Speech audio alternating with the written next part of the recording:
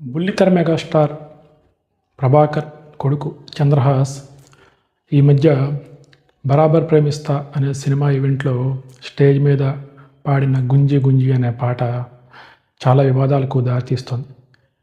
ఇది చాలా ఖండించాల్సిన విషయం.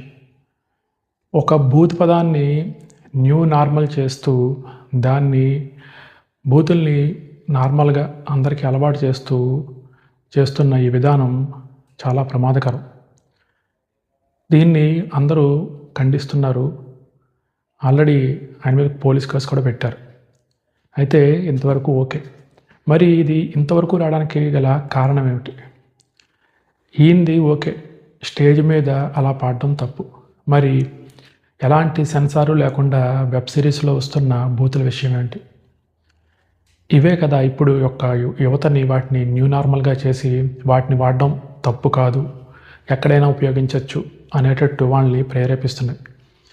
ఎలా అయితే సినిమాకి సెన్సార్లు ఉన్నాయో అలాగే వెబ్ సిరీస్కి, యూట్యూబ్ కంటెంట్కి కూడా సెన్సార్ ఉండి ఇలాంటి పదాలని కానీ నిషేధించకపోతే ఇది ఇప్పుడున్న కొత్త యువతలో ఒక నార్మల్గా వాడే పదంగా వెళ్ళిపోతుంది. తర్వాత వచ్చే ప్రతి సాహిత్యంలోని, సినిమా పాటలోని ఇలాంటి పదాలే దొల్లుతాయి. ఇది అందరూ ఆలోచించుకోవాలి.